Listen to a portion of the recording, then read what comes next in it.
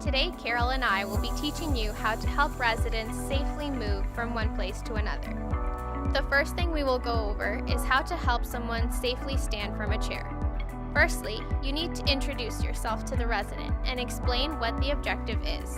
Hi Carol, my name's Karen and I'm going to help you stand up today. Next, you'll want to ask the resident to move closer to the edge of the chair so that they can plant their feet firmly and completely on the floor. You can then ask the resident to hold on to the armrests of the chair. Finally, you'll ask the resident to lean their chest forward so they can be ready to stand up. To give the resident some more support, place one hand on their shoulder and one hand on their lower back. Ask the resident to stand up on the count of 3, so your timing is the same. Okay Carol, on the count of 3 we're going to stand up. 1, 2, 3, up. Ask them to use their arms to help push up and off the chair. As you walk, support the resident by having one hand on their lower back or just above it.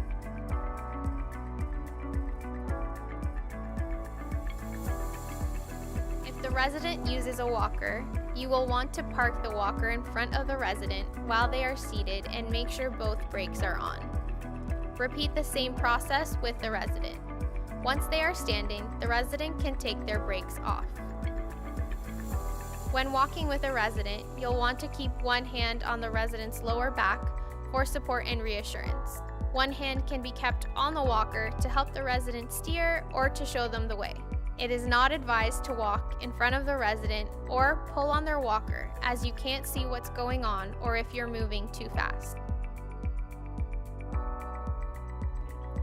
When you have arrived at your destination, help the resident sit by putting on their walker brakes.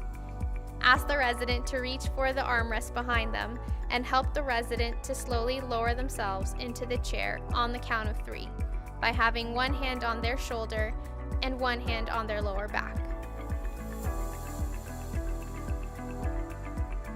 If the resident would like you to give them a lift to an activity while sitting in a wheelchair, here are some things to keep in mind. Ask the resident to bring their bottom as far back in the wheelchair as possible and lean back. This will prevent them from leaning forward and possibly falling. Make sure that the footrests are locked into place and the resident's feet are not too far forward or making contact with the floor. It is very important to go slowly when pushing someone in a wheelchair, as a resident's perception of speed can be different than ours. Try to maintain a speed that seems like a leisurely stroll to you. With this information in mind, you'll now be able to help a resident move safely from one place to another. Please remember not to assist someone if you're unsure how to do so safely, and always ask a team member for help if needed. We hope you can take this information with you as you volunteer in long-term care homes.